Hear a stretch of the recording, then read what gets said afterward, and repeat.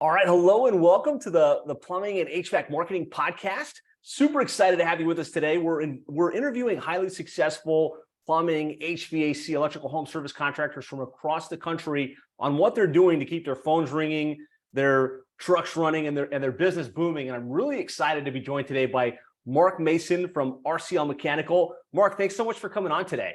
Thanks, Josh, for having me. Finally, nice to put a face to the name. 100%. So I guess for the listeners, to start with, just kind of telling us the high level of where you're at in your business today. How many trucks, how much revenue, kind of where does the business sit at this moment? Absolutely. So we're pretty unique just because we do commercial and residential. We set out to be a commercial company. Residential started to get more.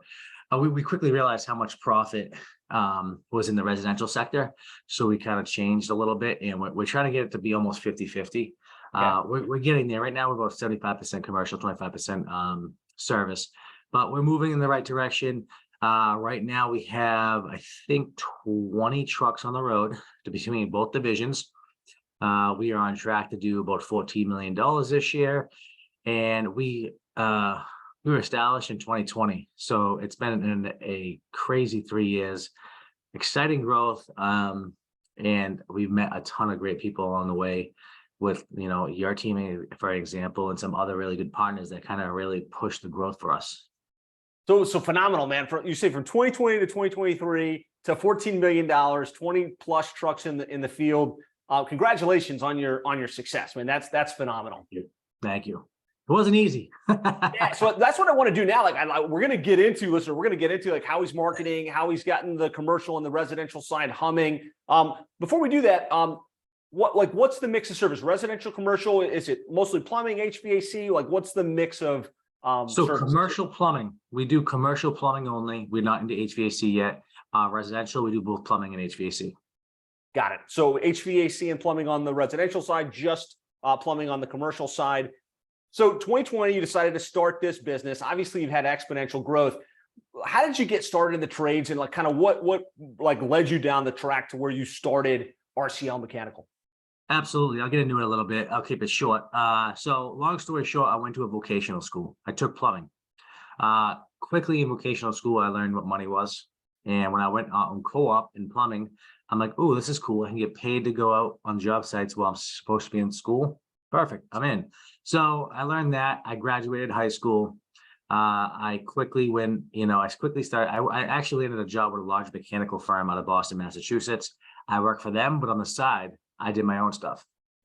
As I did my side work, you fast forward, it grew. And I found myself pulling people in from where I was working to work Saturdays and Sundays to help me capitalize on the extra time in order to get the house roughs done and all that good stuff.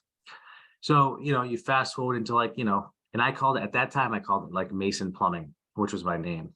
My last name. So, and then you fast forward to 2018, 2019, me and my partner that we were doing side work with said, you know what, let's blow this thing up. He had his, at this point, we started together, we went our own ways, kind of grew. We had both had a couple guys.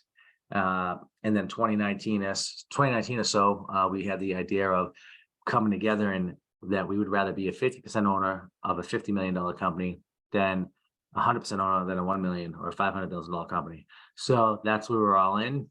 2020, September 2020, we opened up our corporation, and we started with $20,000 in the bank, and we haven't had to insert $1 since. Wow. So phenomenal. That was the cliff notes. No, it's a great quick background story, kind of how you got this thing started, how you got it off the ground. Interesting. So you did a little bit of side hustle work, working somewhere, like in your free time, you picked up jobs. Was that commercial work or residential? I would imagine that's commercial at the time. So I worked for a commercial company, but it was residential. It was residential work. And quickly in the commercial company, I transitioned to an estimating and project management role. So that's where I think that everything clicked to me on the business aspect. And that's why I was able to manage that many people on a Saturday. I'd go in, I'd lay everything out, stock would be there.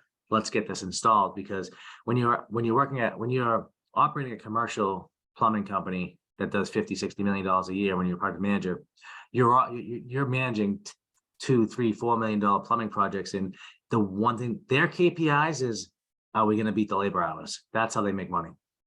Right. So your initial thought coming into this was, I understand the commercial side. I'm going to build a commercial plumbing company. Was the original play? Yep. Correct. Excellent. So let's talk about the first couple of years. I mean, to go from 0 to 14 million is amazing, but it's never easy coming out of the gates. Talk to us about the first couple of years and kind of how you got things off the ground. That must have been right around COVID time. It was during COVID time, which a lot of people would say that they'd fall victim of that. And I feel like we did the complete opposite. Right. I think we took advantage of it. We took advantage of the money.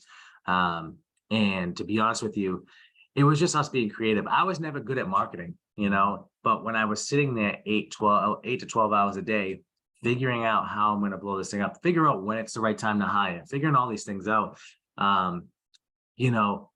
I was blessed to have the opportunity. I'm in real estate as well, and I'm in a bunch of networking groups. So I surround myself by a lot of people that already done it.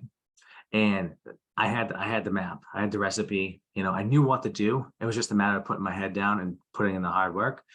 And that's exactly what I did. And I pretty much self-taught myself marketing, and I actually started out by reading your book. And that's why I turned around and I signed up with you guys after I read the book, because obviously, you gave a ton of value. You taught me that at least probably a little bit more than the basics, which made me dangerous. So now I read your book, I hired your company. The good thing is like, I knew enough to keep your team on edge. Like I knew the questions to ask, and it's been a successful partnership for about 2 years, because I left another marketing company to come to you guys. Okay. Excellent. So you read the book, you got educated, hired our services to help with the internet marketing and the website stuff. What were some of the other marketing strategies? If you think about your marketing mix today, what is it that you're doing to keep 20 trucks running and to keep the phones ringing at that level?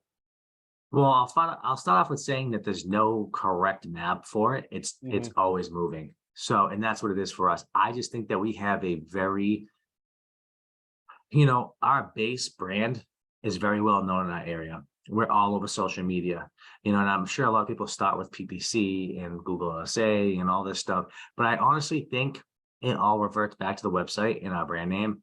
And we just do a really good job at magnifying our company culture. And when we do that, we naturally get employees, we naturally get customers. And I feel like everybody's so caught up on like having that perfect Instagram, having the perfect Facebook, making sure that the tech doesn't say nothing crazy on it, on a reel or on TikTok. But like, we're in a world now that people just want real people. We're in a world full of automation, and to see, James Jones over here talking about real life problems and being able to fix it. And, he might stumble on his words. I mean, it might do this, but that's relatable to people. And we've done a really good job of magnifying that. I don't know if you've seen any of our posts or rails or anything like that, but I feel like our successes came down to our culture. We have 2 or 3 big company outings a year. Spent a ton of money. This past June, we did our appreciation cookout. And we have the bounce houses. We cut out of work at 11 o'clock. Everybody comes in. We have the bounce houses. We have it catered. We have barbecue chicken. We have the raffles. Everybody got free Red Wing boots. We had the Red Wing boot truck there. Everybody get to pick out brand new boots. So we try to go above and beyond for everybody, because we feel they do too for us. I think that's really impressive that you're very culture forward, and it's not just about the marketing. It's not just about, the profits. It's really like, if you can attract a good team, which is one of the biggest challenges in this industry, and you can get them excited about working for you, that I think for you feel like that's one of the core differentiators that you bring to the table and part of your accelerated success. Yeah. No, absolutely. I agree. And, it's funny because nobody wants to be behind a camera. I mean, I'm sure you just starting out, even me, like, it's second nature to me at this point, but it wasn't easy to me. Everybody's like, oh my God, you're so great on video and camera. I'm like, no, the guy edited, he made me look skinny. I look good. He just makes it happen. You know what I mean? But we call it like team profiles. And I think you should you should look at what we have going on our social media, because like I think it would be really nice to see it on your platform. I feel like it comes a lot easier for you too, because we do team profiles where we introduce every person. Our goal is to get through everybody in the company, and that's about 65 employees. So we do team profiles, and then myself and Rich will talk about that person, and then he'll cut it up, and it'll just, it's magic, man. It's amazing. And they don't want to be on camera, but when they see the results of a good photographer and videographer, they're like, okay, it came out good. I can't explain it. You have to see it. But in turn, long story short, it helps drive in employees and also helps on the customer side. So it's not just, hey, I'm pulling in customers. You have it on both sides. Right. And I think that's brilliant. I think most plumbing, HVAC, electrical contractors, they're like, yeah, let's run the website, let's run the SEO, let's run the pay-per-click. They don't want to be on camera, and they don't want to put themselves out there. And I think you've done an exceptional job on that. Can you talk about like some tips that the average plumbing, HVAC business owner could take to be like, here's the types of videos I shoot, and here's how I set them up. Here's how I found a videographer. I think that would be really, really beneficial. Yeah, so I think my first tip is just execute. Even if it's wrong, just execute. Just start the videos. It can be as simple as a 20-second reel on how a water heater operates. It can be, if it's getting cold or if it's getting hot, just educating them. Hey, next week's gonna be 80 degrees. Your AC, have you got your AC cleaned? This is why you should get your AC cleaned. Oh, by the way, we do offer memberships, so you don't have to worry about this. We come out here every year and we help you out. You don't even have to think about it. We just get it scheduled for you. And I just think that's, and it's all free. Facebook, Instagram, TikTok, Rails, all that's free. We can talk about the PPC and all that good stuff after, but I think that you just got to execute, and that's what it comes down to, and just educate. Usually people will engage with your post. Well, let's back it up. Facebook, Instagram, they all have algorithms, right? They want to show people posts that get engaged with. So they put your post out for 60 seconds into the world. And if nobody engages, it drops down to the bottom. If people engage, when I say engage, I mean comment, like, share, etc., or click the see more button on it, then you keep going up the rank. And that's kind of how viral happens, when it just keeps going up the rank. And if you can find out the recipe for your audience to engage, then that's what you have to do. In my instance, I post on Facebook every day. I try to do Instagram every day. I have people that help me with that, but I just try to start with a hook. Usually you only have so many seconds to get people engaged, so you start with a hook, to kind of wrap them in, and that's how I do it. And and I always ask people to comment. And I always ask people questions to keep it personal. And it doesn't have, let's take it back. It doesn't have to be straight business all the time. Like I said prior, I feel as if people want, you're the brand. Like, I think Marc Mason's the brand. I know it's RCL Mechanical, but people will follow me. I have a large following, so they want to do business with me, and people follow me. And I'm going to be a dad pretty soon, so I put a post up about, I need some dad tips. First time dad here, and it got like 180 comments. Like, and that's when I talk about engaging, and you do not have to put business posts out every time. I usually follow the 80-20 rule, 80% personal, 20% business. Nice. So keep that in mind, because it really gets overwhelming, because you have your personal social media that you want to post on, then you have your business, and it can get overwhelming. It really can. So I think just start with the basics. Especially if you're a 1 or 2 man show and you don't have you're not big enough to hire a marketing company like Plumber SEO yet, start on the Facebook, get people commenting, engaging, and then you can step up, get the website, all that stuff going. You get the pay-per-click going, Google SA and all that good stuff. And you're just going to know when's it enough, because you can't be good at everything. If you're good at plumbing and you're good at running a plumbing business, you're probably not going to be great at doing marketing. So I think you just have to know when to pull in a professional. And that's what I did. I knew the point, like once I get over that point that Facebook and Instagram and TikTok weren't going to work, then I'm like, okay, like I need to get a real-time company here. And that kind of led me down that road. Love it. Lots of great takeaways and tips there.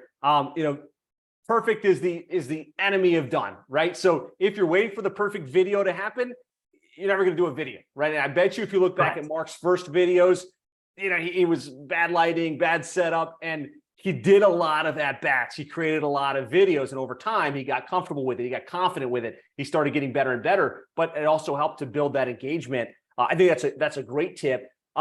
When it comes to like most of it, I think is happening on your personal profile, not the business page, right? Like, talk to us about like what you do personal versus business on Facebook versus Instagram and maybe even TikTok.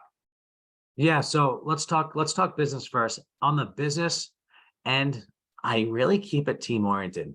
I don't really have any call to actions much or anything like that. It's usually just tips. And just right now, the big thing to grow your following is Reels. So we're big on Instagram Reels and Facebook Reels. And we have somebody that comes in bi-weekly on Tuesday. They film the whole company. They put all the information together, and they come from 10 to 12. It takes me 2 hours every other week, and they put together everything. They send me the Reels, all done. I post them. I don't post them, but somebody posts them. So and there's no like hard call to actions. We're just being us, and we're introducing people and letting people in the field tell them about their experience at RCL Mechanical, and that's how we're doing it, because that's the stuff that gets engaged with.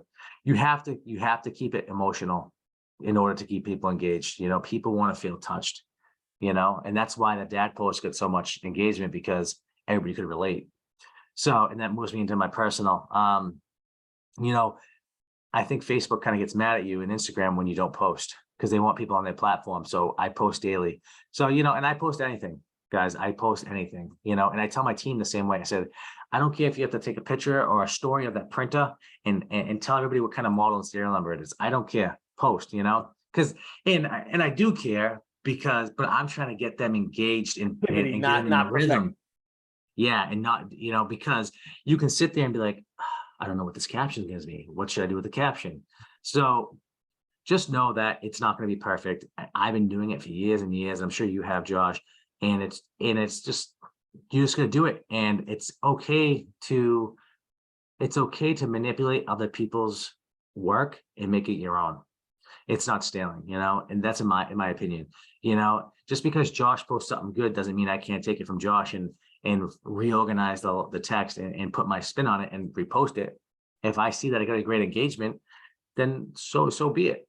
And Josh wouldn't get mad at me. And it's just the way it is. That's what, nobody's coming up with all this by themselves. It's been said before, guys. So just take action, and imperfect is perfect, is what I say.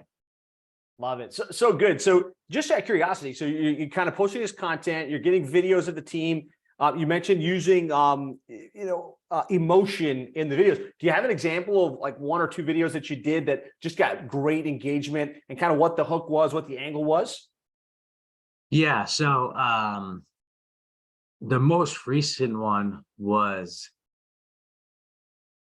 I think it was a 60-second reel of our cookout, which included everybody at a cookout. I mean, you had food, beers, raffles, bounce houses, like I said, and we tagged "Born in the USA" as the background song, and you've seen everybody involved, and everybody was tagged. So number one, your whole team is on there. They're all family and friends would see it on their feed. Yep, which drags that emotional. The biggest thing is that emotional aspect, and some people talked in it, and you've just seen live, like they stopped the music at times and like, hey, and Kayla from our team said, and Matt's the winner of the Samsung Yeti cooler, and like and that's the stuff. Like, not only is the team gonna reshare it because they're in it and they look good and they're all the edits are on point.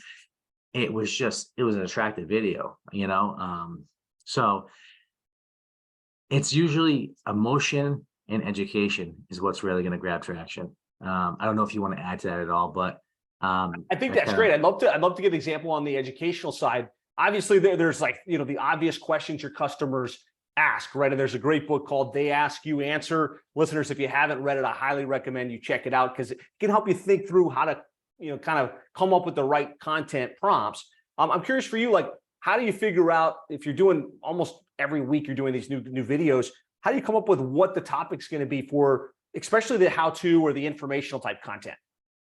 Yeah. So, we're blessed with a great videographer. Not only is he a great videographer, he has a team behind him doing the edits. He also is just very welcoming.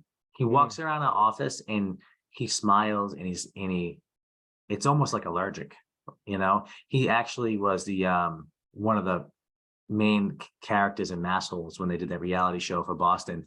He came back from LA and he started his own business here for entrepreneurs that wanted to do this kind of stuff.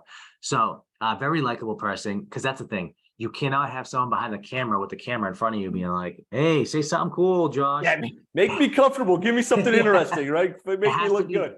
It has to be natural, and that person behind the camera has to have an idea what he's going to ask, because the intent is for him to make it a natural feeling when you're talking to him on camera. So number one is getting the right person in the right seat. That's with anything, right? In business, making sure you have the right person, the right hire. So I think we did that successfully.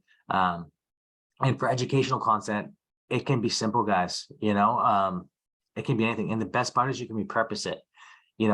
One of the ones that got a lot of engagement for us is just us explaining a difference between a furnace and a boiler. Now, do you know how many people probably did that same video? Millions, and guess what? Once we did the video, we repurposed it to a Facebook post. So not only did we cover a Facebook post, we had the video that was on Instagram and TikTok. So we covered 3 platforms and we put it on YouTube Shorts, 4 platforms. I'm sorry. So you can really repurpose it, but it takes a team. You just can't do it all yourself. At some point it's like, this is too much. And you have to delegate it, and the number one thing in business is you have to know when to trust somebody. It's tough. That's the hardest thing as a business owner is trusting somebody to do your job, because you're handing your baby off, and I'm sure you had that same problem or same issue, Josh, when you were growing the business. At some point, I'm sure you had to transfer the website production to somebody, right? So yeah, getting good at delegating and putting the right people in place and empowering them to do the work. I think it was an awesome conversation around kind of what you're doing with social media, how you're building it's the word of mouth, I think, is probably the biggest thing. You're building your brand, you're building the word of mouth. And you said something really, really important, and that's that people want to do business with real people. And so there's that real know, like, trust factor that you build with your videos and your social media, and that's infused into your website. We're seeing you guys, we're seeing the real personality behind the business and not just this anonymous corporation with stock imagery and things like that. Yeah, you nailed it. It's people want to do business with people who they know, like, and trust. Off topic a little bit, but this is how powerful social media is. I am in real estate as well. I have a 36 unit. This will be my biggest development yet. It's a 36 unit ground up development. Wow. And you know what they did? I decided to partner with the owners with creative financing, and they're holding the entire note for the project. And what they said was, okay, Marc, just give me some references and we want to do some research on you. Guess what they did? Google.com, Marc Mason, Taunton, Mass. Boom. They found me on my website, and everybody that comes in is like, your website's amazing. I looked at your social media, like, I trust you. I want you to do this work. I want to give you the keys. And they ultimately selected me for that project, to purchase that project, because of my presence on social media. That's amazing. Congratulations. Yeah, that sounds like a great deal. It's exciting. Yeah, absolutely exciting. So not only does it help you in your business, it can help you in other ways. I mean, when you're leveling up in different areas of life, you're naturally going to level up, and you're naturally going to bring other people to elevate with you. And that's the whole point of business. You want to become a better leader. You want to create more leaders and be able to replace yourself with somebody else and watch it all come to fruition. So good. Love it. So we talked about social media. If you think about your marketing mix today, you get 50-50 commercial, residential. You get the social media stuff going on. Like, we're, especially I think probably on the residential side, where are the phone calls and the leads coming from predominantly, if you had to look at like your overall marketing mix? So we are predominantly PPC, you know, everybody's getting drove through our website, through PPC and Google SA and all that good stuff, and coming through our funnel and calling us, you know. We're at the point that it's very, in Boston right now, it's very competitive. So we're trying to get creative with being organic with everything, reaching back out to customers. And that's where it really takes a team. And I haven't nailed that down 100% yet. I'm still learning it and how to drive those leads in, and kind of re-engage the ones that didn't want to do business with you in the first place. So it's so easy just to increase your budget, right? But, you know, in order to, you're going to make sure that you capitalize on all those calls, making sure the CSR is doing their job, because they're the first point of contact for the company. If they're doing their job, they're booking their calls correctly in your CRM. Okay, now how many cancellations do you have? If all those metrics are kind of checking out, then there's a different issue. Are you getting enough leads? You know, if you're not getting enough leads, how can you get more leads? Do you have to sign up with Bing? Do you have to go to a different server? Do you have to do Facebook marketing? I think every market's different and every company's different. So I don't think it's going to be the same for everybody. And I think it's more on the side of you need to just figure out what works best for you. And it's trial and error. You know, I think it's thoroughly tough to really just give somebody a roadmap.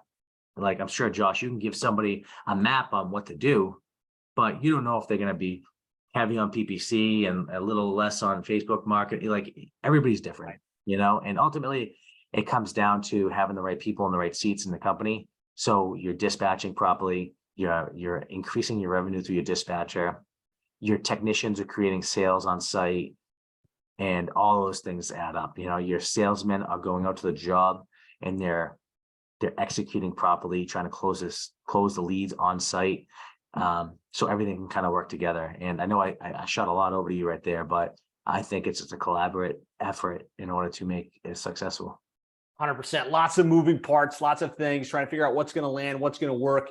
Would love to talk a little bit about, you guys have like 300 plus online reviews. I think a lot of that is the culture. A lot of that is the client experience, the customer experience when you're out in the home. Like, what are some other strategies that you could share? It's like this is what we do to get reviews on a consistent basis. Yeah, so I'm just competitive by nature. So I see, not only I read your book and I read how important Google reviews are. I listened to everybody, your team. Oh, make sure that you do your SEO on your responses. It sticks with me. That stuff just comes easy to me. So now, you know, sometimes and to be honest with you guys, sometimes I don't even know it's too time consuming for me to go into Service Titan and figure out what service we did for them. And I'll just say plumbing emergency. I was so great to do your emergency plumbing repair today.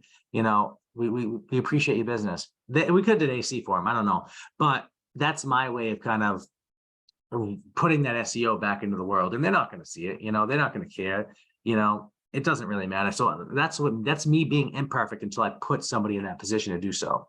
You know what I mean? So that's a perfect, I just, you know, connected those dots right there. But in any case, I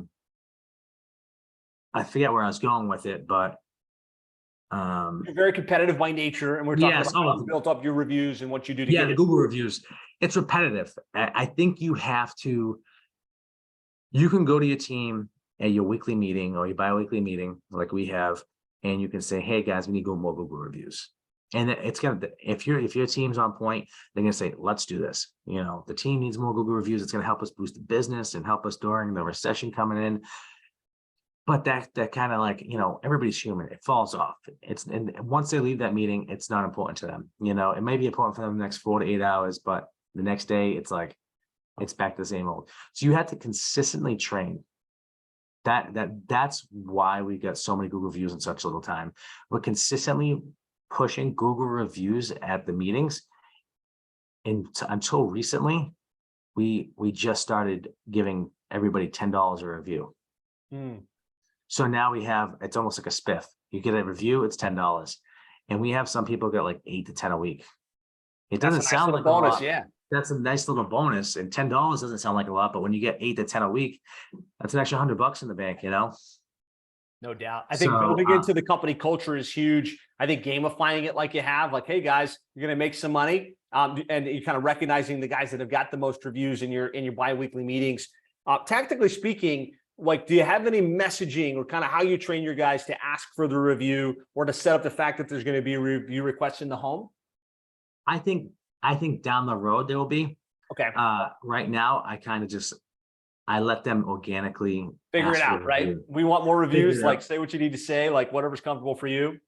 And some people are better than others, but I think over time, you have the internal competition where this guy's getting 10 a week and this guy's getting 2 a week. I think it creates that internal competition, and then we have the culture where everybody helps each other. So you go back and forth. He's like, "Oh, what do you say? What do I say?" And a lot of the times, what they're saying is this: if these Google reviews directly reflect me as a human being here and my success at the company, so it'd be appreciated if you just took the time to leave a 5-minute review. And that's everybody's human, and if someone hears that they're going to help other people, usually they take that. It's just a matter if you ask. Yeah, I love that. So, I mean, lots of good, tactics here and kind of what you're doing to market, how you're leveraging social media, how you're driving online reviews. I think the other big conversation in this industry right now is hiring good quality technicians, getting them trained, getting them placed. In the last 3+, less than 4 years, you've built a 20 truck operation. So you've done something right from a recruiting perspective. Can you share any tips or ideas, kind of like how you're finding technicians and how you're getting them onboarded with you guys? Yeah. So if you do the math, it was about 2 a month that we were bringing in. So it was pretty chaotic at times. We made it work. And people were just knocking down the door because they wanted to work for us. You know why? Because of social media. We do have the average age of the company is 28. It has its downfalls being that young, but at the same time, I'm looking at 5 years down the road, we're going to be a wrecking machine. Everybody's going to be experienced. They're going to be pretty much trained how we want them.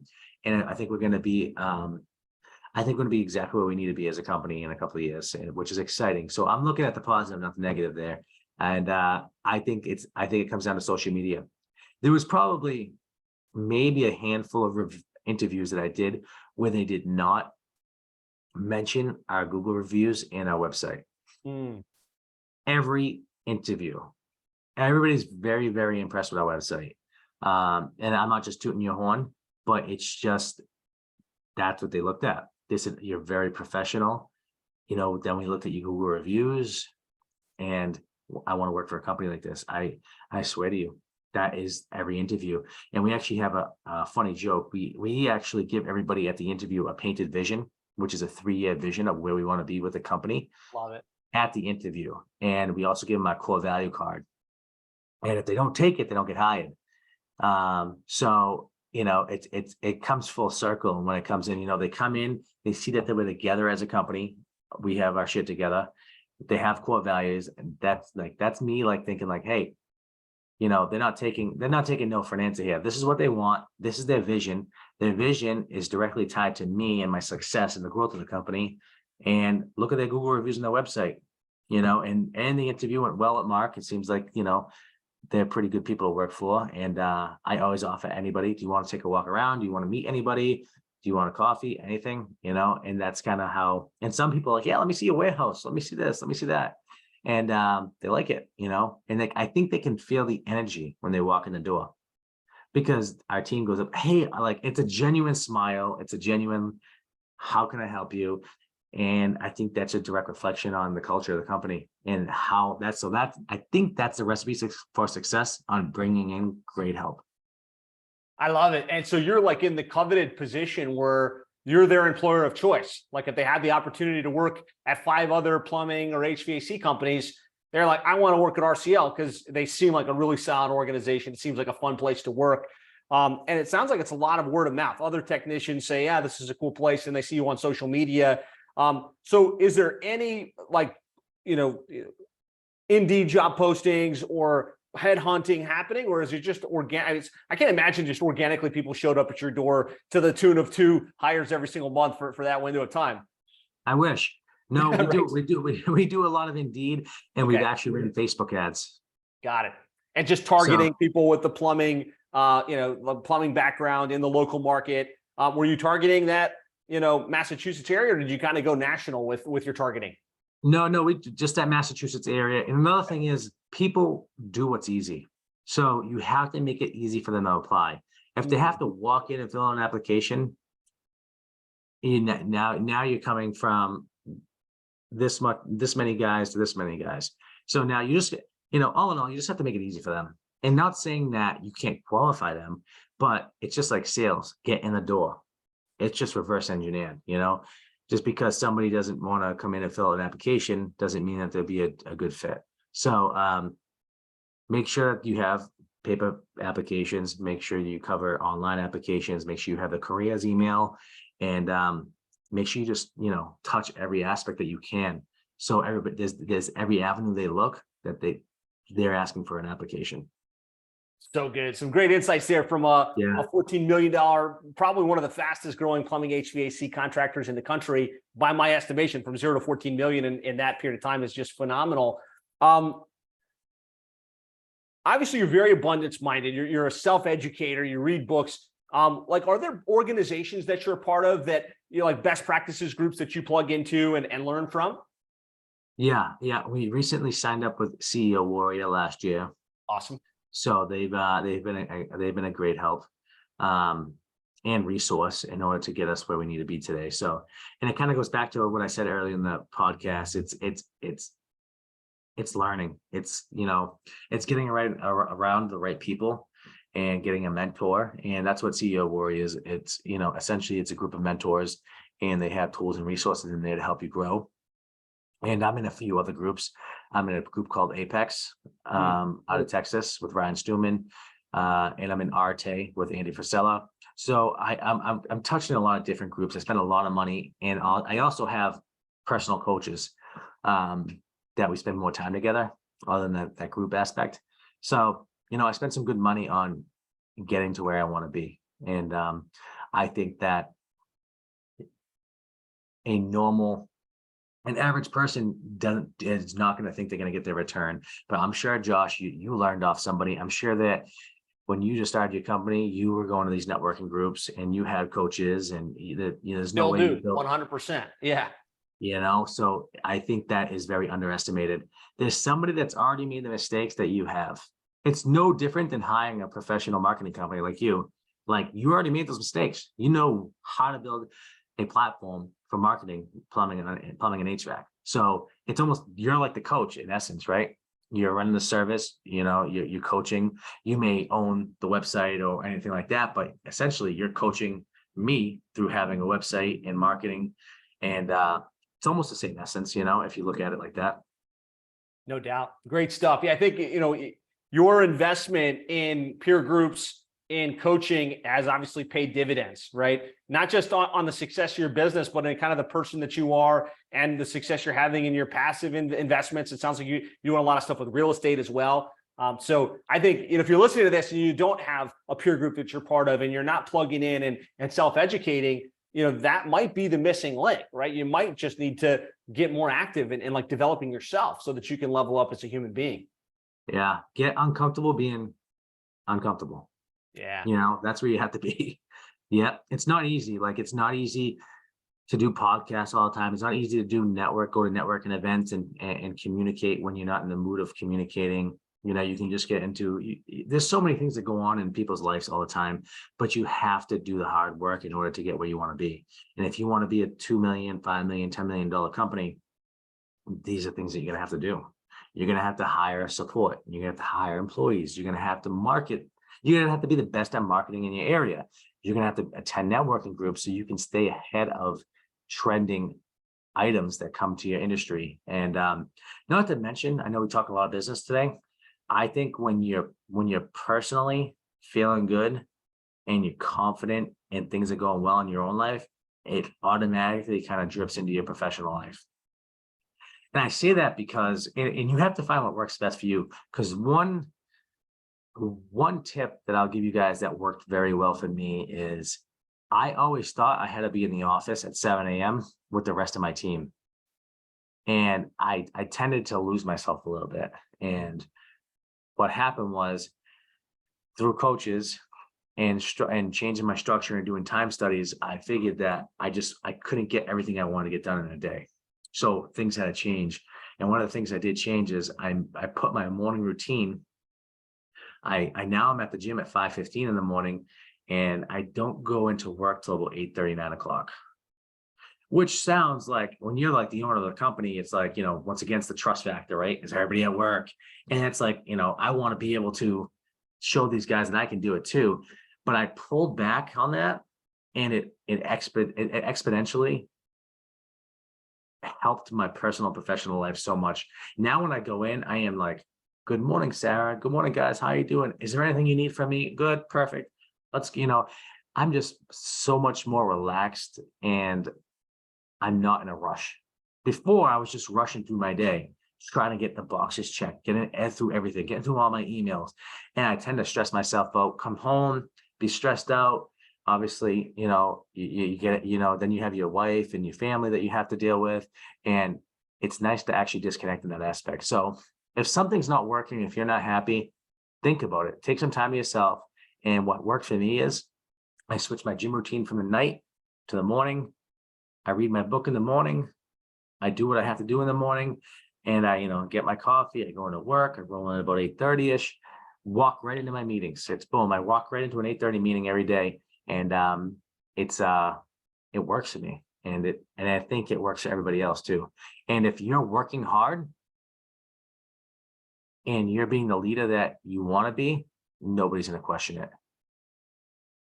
So good. There's a couple like nuggets there, right? Work as hard Yeah. on yourself as you do on your business, and you're going to get maximum returns. And also, kind of like when you're on the airplane and they tell you, once you take off, if you start to, the little oxygen mask comes down, they always say you got to put your mask on first. Like, tendency is to go fix the kids and everybody else, but you can't help anybody if you're not taking care of yourself. And I think that's a powerful insight. If you're burning the candle on both sides, eventually your energy is going to drop, and you can't take care of your team. You can't build to the vision that you've built. I think it's a really powerful insight that you shared. Yeah, I agree. 100%. Perfect analogy too, Josh. Thank you. Appreciate it. Marc, this has been awesome. Guys, you just heard from Marc Mason. He's grown his company from 0 to over 14 million over the last 3.5 years. He shared some amazing insights on how he's marketing, how he's leveraging social media, how he recruits high quality technicians, how he develops himself and creates the abundance to not just build a great business, but to be a great family man, and also have passive investments where he's growing his wealth. Marc, any last nuggets or pieces of wisdom you'd like to share with the listener before we wrap up? No, I think I nailed it. If anybody wants to reach out to me personally, I'm available. Shoot me a direct message, private message, whatever you'd like. I'd love to help. I'd love to, be a reference for you and point you in the right direction on, where I think is a good fit for you. Marc, what's the best place? So we're going to make sure, along with this video or this interview, wherever you're listening, we're going to link to Marc's social profile so you can see what he's doing and see real examples. But what would be the best way for them to connect with you? Facebook always, Marc Mason, Marc with a C, and Instagram, same thing, Marc Mason _ And you can reach me along with over at RCL Mechanical on Instagram and Facebook. I'm pretty in the loop with all those, and I'll get you a message with that day or the next day, and I'll love to help you guys out. Awesome. Well, Marc, thanks so much for sharing. Thanks for your abundance mindset and kind of sharing what's worked for you. Cannot wait to see what you and RCL Mechanical accomplish in the years ahead. And thanks for being here. Thanks, Josh. Appreciate it. Have a good day. You too.